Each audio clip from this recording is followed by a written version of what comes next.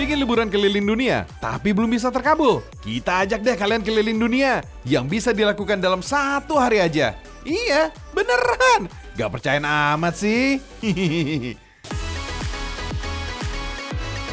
Ini nih yang paling ngehits. Kalian bisa mencoba kegiatan yang memacu adrenalin. Fams, kalian pernah kan meluncur dari perosotan di kolam renang? Tapi coba bayangin deh, kalau kalian merasakan sensasi serupa, tetapi nggak meluncur ke air. Wuhuu! Seru banget! Seluncur setinggi 30 meter ini juga terkenal memiliki lintasan terpanjang hingga 150 meter loh fams. Perosotan ini dibuat berderet sehingga kalian bisa meluncur bersama teman atau keluarga. Uniknya, masing-masing perosotan memiliki warna cerah dan menjadikannya sebagai spot foto social mediable. Sembari naik perosotan warna-warni, kalian bisa melihat pemandangan sekitar dan foto-foto sambil meluncur. Seru! Kita ke Eropa fams. Kayaknya gampang banget gitu ya mau liburan ke luar negeri. Anyway, di sini ada area bernama Alun Eropa. Kalian bisa melihat bangunan dan area bernuansa Maroko sampai Paris. Ada banyak spot foto menarik, seperti deretan bangunan bercat putih. Biar lebih Eropa banget, bisa keliling naik tram loh fams. Yup, tram ini menjadi salah satu moda transportasi yang menjadi ciri khas benua Eropa. Di sini hanya ada 1 gerbong tram aja fams. Kalau mau sepi, biar bebas untuk berfoto-foto, sebaiknya datang saat weekday atau hari kerja ya. Kalau Sabtu dan Minggu, dijamin antriannya akan mengular. Oh ya, moda transportasi seperti ini juga pernah ada di Indonesia loh. Selain Jakarta, saat penjajahan dulu, tram juga bisa ditemukan di Surabaya. Selain naik tram, kalian juga bisa naik gondola di Alun Eropa. 1 gondola ini bisa dinaiki hingga 4 orang fams. Selama berada di gondola, pengunjung akan dibawa melintasi deretan bangunan warna-warni yang menarik. Ada juga sebuah jembatan dengan gaya arsitektur khas Eropa yang akan membuat kalian merasa seperti sedang menaiki gondola yang asli di Venesia, Italia. Yap, wahana ini memang terinspirasi dari gondola yang digunakan sebagai alat transportasi air di Italia fams. Tapi tenang, kalian akan didampingi oleh petugas kok. Jadi nggak perlu capek-capek mendayung deh. Hehehe. Fams, di sini juga ada pantai buatan, lengkap dengan pasir-pasir halusnya. Tapi tetap ya, ikuti protokol kesehatan dan menghindari kerumunan. Kalau pengen liburan staycation, kita punya tempat alternatif nih. Kalau nuansa staycation kayak gini, siapa sih yang bakal nolak? Hehehe. Penginapan ini terletak di dalam tempat wisata paling ngehits di Semarang, tepatnya di Jalan Soekarno-Hatta, Bawen, Kecamatan Semarang. Dengan arsitektur yang menarik dan panorama alam sekitarnya yang indah, membuat penginapan ini viral di media sosial. Maklum, banyak yang udah haus dengan liburan tuh. Penginapan yang ada di Semarang ini menawarkan pondok-pondok tropis dan kolam renang di depan terasnya. Duh, staycation jadi berasa sempurna banget ya. Ada 20 unit villa semacam ini yang bisa dipesan fams. Setiap villa memiliki desain nuansa alami dengan material kayu, serta menggunakan warna-warna natural seperti putih dan coklat muda. Dindingnya menggunakan bata expose yang dipadukan dengan furniture dan dekorasi dari material rotan. Jadi bisa menambah kesan tropis di dalam villa fams. Oh ya, salah satu ikon dari penginapan ini adalah connecting pool villanya. Banyak pengunjung yang ingin menikmati momen bersantai dan berfoto ria di sini. Yap, penginapan ala villa ini memang jadi sorotan para pelancong lantaran memiliki konsep desain unik yang mengingatkan turis dengan villa di Bali. Ditambah udara sejuk serta pemandangan asri pedesaan dan gunung Ungaran yang gagah. Oh iya, biar agak fancy dikit nih, kalian juga bisa pesan floating breakfast seperti ini loh fams. Waduh.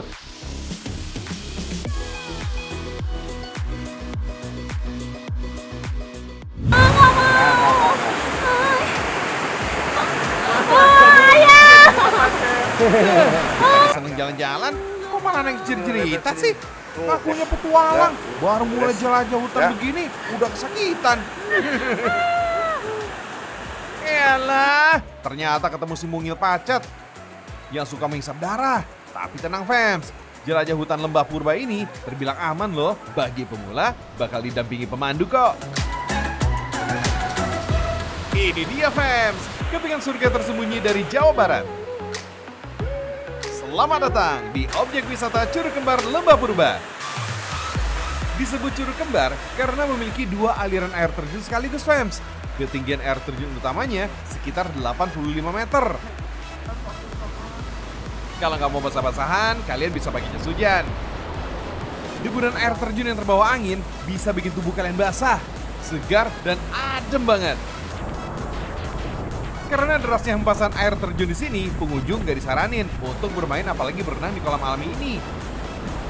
Lumut beserta tumbuhan hijau yang menempel di batuan ini licin banget fams. Sebagai gantinya, dari balkon atau jembatan kayu ini, wisatawan bisa menikmati indahnya karya ciptaan Tuhan. Kalau kata anak zaman now mah, lokasi ini tempat buat healing. Tempat ini menjadi destinasi wisata baru yang sedang naik daun di kawasan Taman Nasional Gunung Gede Pangrango di Sukabumi, Jawa Barat. Untuk sampai di sini butuh modal semangat yang tinggi. Maklum deh, perjalanan menjelajah alamnya bisa makan waktu sekitar 4 jam jalan kaki. Waktu terbaik untuk menjelajah saat pagi hari atau matahari baru terbit. Soalnya, semakin sore cuaca di sini sulit ditebak. Mendung dan hujan bisa datang tiba-tiba, sehingga bisa menyulitkan perjalanan. Buat kalian yang mau menginap, bisa banget fams. Ada penginapan private dan mewah yang disebut glamping alias glamour camping. Kisaran harganya mulai dari Rp1.400.000 per malam. Untuk harga yang bersahabat, ada area menginap camping ground Bung Boy Tent Fams. Kalian bisa bermalam di dalam tenda keren dengan kasur nyaman dan fasilitas ala hotel berbintang. Serunya lagi, kalian juga bisa dapat akses VIP untuk beberapa spot wisata unggulan di kawasan ini, seperti Danau Situ Gunung, jembatan gantung terpanjang se-Asia Tenggara, dan wisata Curug Sawer. Biaya tambahannya cuma sekitar Rp200.000 per orang. Menjelajah lembah purba butuh energi dan nyali ekstra.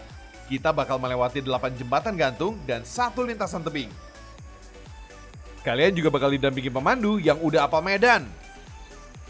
Fams, jelajah alam menuju Curug Kembar Lembah Purba ini diawali dengan melintasi jembatan gantung terpanjang di Asia Tenggara. Dikenal dengan nama Suspension Bridge Situ Gunung. Jembatan ini memiliki panjang sekitar 243 meter dengan ketinggian 121 meter. Bikin deg-degan saat melintasinya, fams. Sepanjang perjalanan di hutan, pemandu juga akan memberikan info seputar tanaman yang jarang dijumpai di perkotaan. Ini ada tumbuhan jenis bambu namanya cangkore. Ini dalam bambu ini ada air. Sekitar 10 menitan dari jembatan pertama, sampai juga nih di jembatan kedua yang juga harus dilintasi. Gak kalah istimewa dari Suspension Bridge, jembatan ini panjangnya sekitar 234 meter. Walau lebih pendek, jembatan ini terasa lebih menantang. Apalagi pagar pembatas jembatannya lebih rendah. Guncangannya juga lebih terasa. Ngeri-ngeri sedap. Kawasan Taman Nasional Gunung Gede Pangrango berada di 3 kabupaten, yaitu Cianjur, Sukabumi, dan Kabupaten Bogor. Kawasan ini menjadi salah satu dari 5 taman nasional tertua di Indonesia loh. Dulunya fams, kelompok hutan ini ditetapkan sebagai zona inti cagar biosfer Cibodas oleh UNESCO pada tahun 1977. Keren! Indonesia mendunia! Biosfer adalah lapisan bumi yang dapat dihuni atau ditinggali oleh makhluk hidup. Lapisan ini berupa daratan, perairan, dan udara yang memungkinkan berlangsungnya kehidupan. Oh iya, dinamakan lembah purba karena kawasan hutan alami ini masih dipenuhi oleh aneka pepohonan tua yang tinggi, besar, dan rimbun. Usia pohon-pohon ini diperkirakan mencapai ratusan tahun. Pohon kiara ini misalnya terlihat tinggi dan besar, tapi ini cuma akar doang fams. Sementara batang pohon utamanya konon udah tumbang. Wah, akarnya aja segede gini. Gimana kalau pohonnya masih utuh ya? Di sini, pemandu wisata kita juga bakal dikenalin jenis tanaman liar yang aman dikonsumsi. Salah satunya begonia, fams. Beberapa jenis begonia digunakan sebagai tanaman hias di depan rumah. Tapi di dalam hutan, begonia bisa jadi sahabat para penjelajah saat tersesat atau kehabisan bahan makanan. Kupas lapisan kulit tipis batangnya yang berbulu. Kalian bisa makan bagian dalamnya, fams. Untuk cita rasanya mirip belimbing wuluh, asam, dan segar. berada di Kabupaten Sukamanis, Kecamatan Kadu Dampit, Kabupaten Sukabumi, Jawa Barat. Curug atau air terjun kembar Lembah Purba gak jauh-jauh banget kok dari ibu kota. Lokasinya cuma berjarak 3-4 jam berkendara. Peralatan keselamatan yang terpasang di badan bukan cuma pajangan, tapi dipakai untuk melintasi banyak jembatan gantung dan satu tebing yang licin.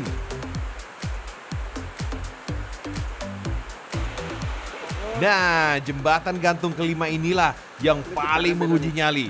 Disebut jembatan setapak. Jalur ini memiliki panjang sekitar 30 meter dengan lebar 20 cm aja. Tali baja di kiri dan kanan menjadi penopang keselamatan. Walau udah terjamin aman, tetap bikin gemeteran, fams. Tipsnya sih, tetap tenang melangkah bagai model catwalk. Jangan sesekali lihat ke bawah, apalagi berhenti di tengah jembatan. Yakin deh, bisa selamat sampai tujuan. Pintar sayangnya. Ayo sayangnya ayah.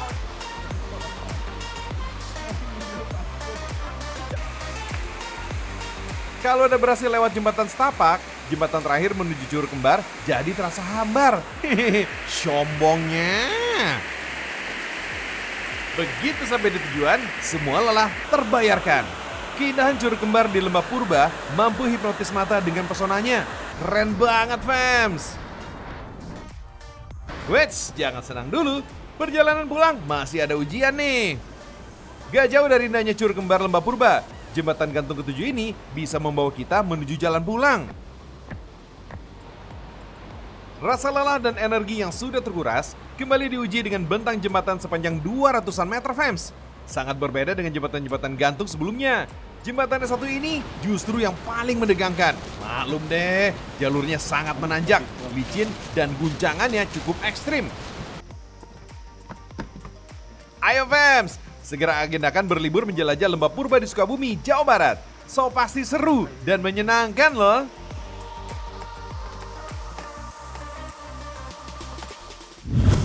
Oke fam, satu lagi nih. Ini adalah produk Indonesia yang sudah mendunia ya. Pokoknya nggak usah digembar-gembar di Fashion Week di negara Wakanda atau di Gotham City. Nah, ini dia nih. Cuma produknya nih banyak orang luar yang make. Nah loh, apa itu produknya? Ini dia.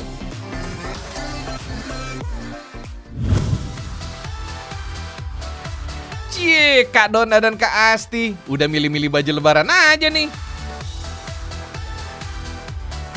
Wih, gak cuma baju aja ternyata fams. Tasnya gak ketinggalan dong.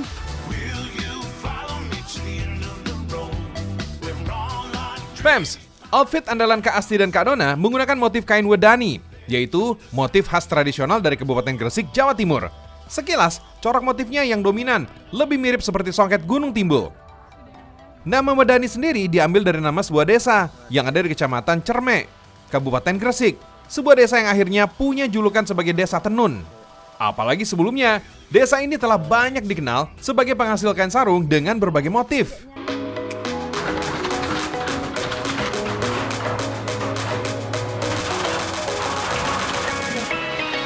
Sarung buatan warga desa Wedani udah mendunia loh fams. Karena sejak awal tahun 2021, kain tenun Wedani udah menembus pasar ekspor ke berbagai negara seperti Dubai, Jeddah, Uni Emirat Arab, Brunei Darussalam, hingga Ethiopia. Lagi-lagi nih, Indonesia mendunia fams. Dengan jumlah sekitar 60 pengrajin, desa Wedani ini mampu menyerap ribuan tenaga kerja dan kemampuan produksi sebanyak 200 lembar. Bahkan fams, oleh Lembaga Pembiayaan Ekspor Indonesia, desa Wedani juga dinobatkan sebagai desa devisa di Kabupaten Gresik. Penobatan ini menjadikan desa Wedani sejajar dengan beberapa desa yang ada di Kabupaten Jembrana, Bali, Kabupaten Bantul di Yogyakarta, Kabupaten Banyuwangi, Jawa Timur, serta Kabupaten Subang di Jawa Barat.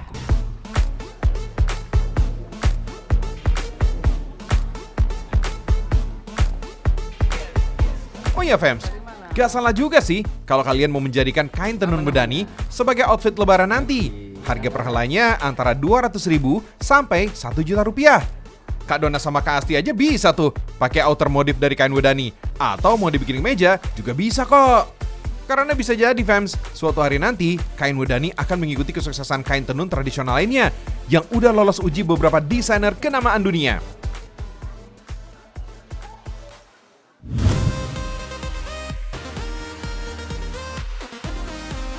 Segala sesuatu memang ada prosesnya ya fams, termasuk baju-baju yang cakep ini. Terbuatnya dari kain, tapi kainnya tercipta dari setiap helai benang. Wait, benang juga banyak jenisnya ya fams. Pertama, ada benang jahit. Benang jahit digunakan untuk menjahit baju, sepatu, dan sebagainya. Warnanya pun macam-macam. Sekarang ini, benang jahit lebih bervariasi lagi bahannya. Mulai kapas, sutra, linen, nilon, rayon, dan polyester. Kalau mau jahit sesuatu, sesuaikan dulu benangnya. Kemudian ada benang sulam. Nah, yang hobi menyulam taplak meja atau sarung bantal, jangan sampai salah benang ya.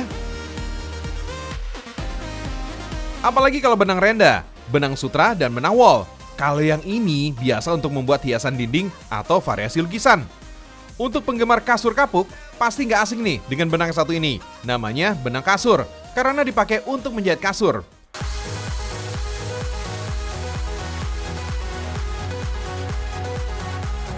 Oke, lanjut fams. Yang satu ini, senjata andalannya para alay alias anak layangan. Kalau yang biasa ngadu layangan, ini dia nih amunisi buat layangannya biar nggak gampang putus. Cara bikinnya, haluskan dulu pecahan kaca bohlam sampai membentuk bubuk halus. Tujuannya untuk mempertajam bagian benang saat dioleskan. Lalu, campurkan tepung dan lem kayu.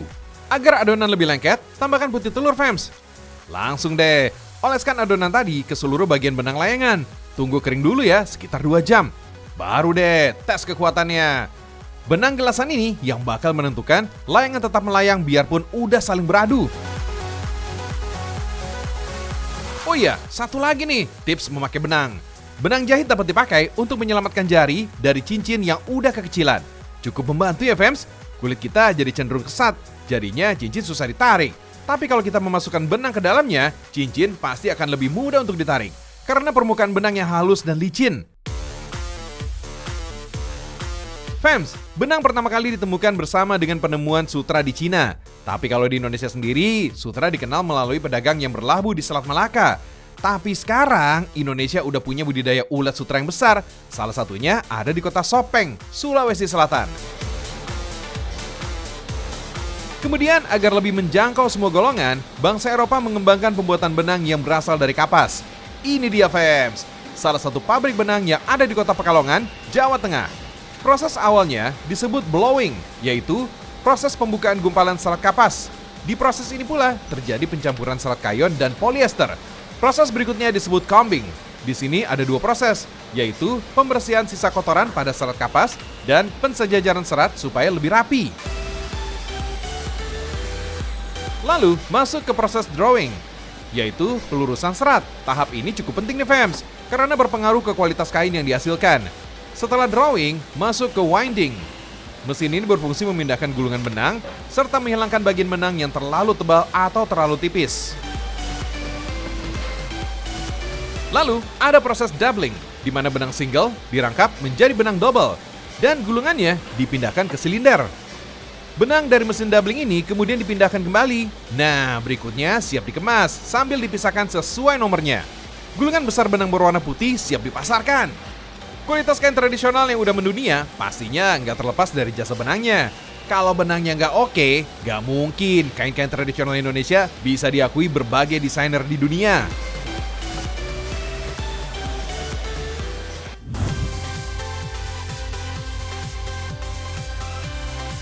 Oh iya fams, benang ternyata juga bisa dilibatkan dalam seni lukis loh.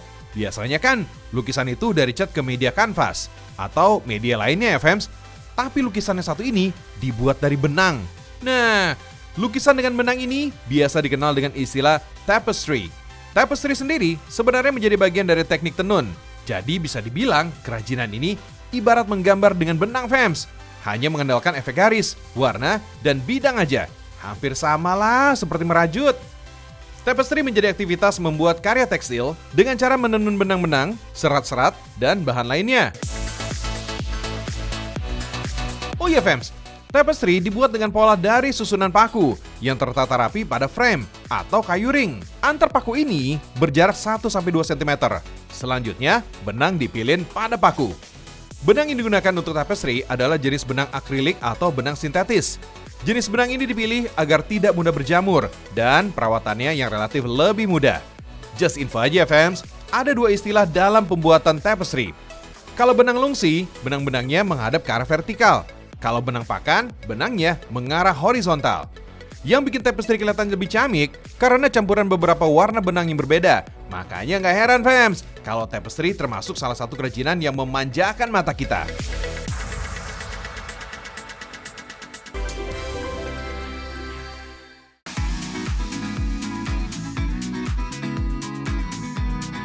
Gak kerasa udah 30 menit aja nih fams. Kalau gitu, waktunya saya Jorici pamit undur diri ya.